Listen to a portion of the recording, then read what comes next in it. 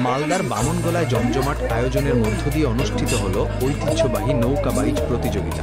বুধবার বিকেলে টাঙ্গন নদীর বুকে নেমে পড়েন প্রতিযোগীরা। বামনগোলা ব্যবসায়ী সমিতি ও বামনগোলা পুলিশ প্রশাসনের যৌথ উদ্যোগে এই প্রতিযোগিতায় আয়োজন করা হয়।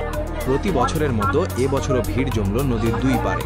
প্রতিযোগিতায় ছোট বড় মিলিয়ে মোট 10টি নৌকা অংশ নেয়। দর্শকদের উচ্ছ্বাস ছিল চোখে পড়ার মতো। নৌকা বাইচ ঘিরে এলাকার রাস্তার দুই ধারে বসেছিল মেলা। হাজারো মানুষ ভিড় জমিয়ে প্রত্যক্ষ করলেন এই ঐতিহাসিক আয়োজন। প্রতিযোগিতা শেষে 3টি দলকে পুরস্কৃত করা হয়। এবারের নৌকা বাইচে পরিবেশ সচেতনতার বার্তাও ছড়িয়ে দেওয়া হয়। মালদার গঙ্গা জেলা কমিটির উদ্যোগে নদী দূষণমুক্ত রাখার পরিকল্পনা ঘোষণা করা হয়েছে। বিডিও মনোজিৎ রায় বলেন, কাপড় কাচা, মূর্তি বিসর্জন, নদীর ধারে শৌচকর্ম ও মাছ ধরার জন্য বিষ প্রয়োগের ফলে টাঙ্গন নদী সহ গঙ্গার জলে দূষণ বাড়ছে।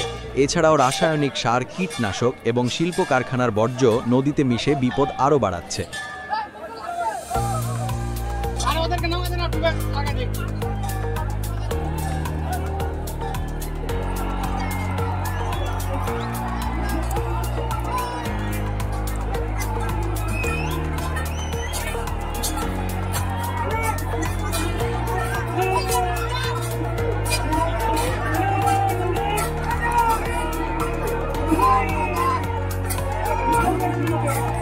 ছবিগুলো নিও।